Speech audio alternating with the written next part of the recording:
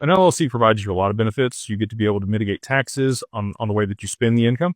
If you had a vehicle, you need at least one vehicle that you use for your personal stuff.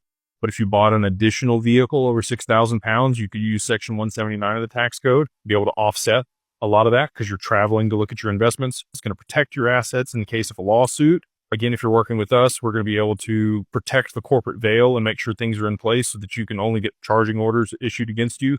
Very similar to the state of Nevada. It almost acts like a trust with your assets in the LLC, which is awesome.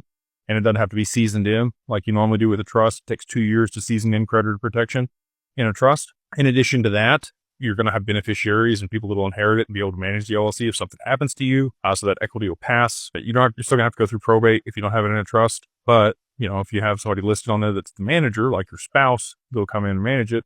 Good to go. It does need to be a single member LLC, and that's how we set it up. So most states have spousal rights. You're not going to list your spouse on there. A lot of people want to go 50-50. I think that that's great. Just list your spouse as a manager, and we can add her as a signer or him as a signer on the accounts. It's very simple. That way we don't have tax implications. The reason for that is when you move the assets in there, if you do a partnership, you're going to have a step up in basis and you're going to have a taxable event, especially if you bought the XRP at like 50 cents and now it's $2.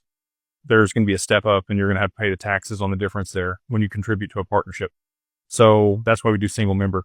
And I can go on and on and on about reasons you would want to set up an LLC and put your assets in there to be able to manage them, segregate risk and liability, tax benefits, many, many things.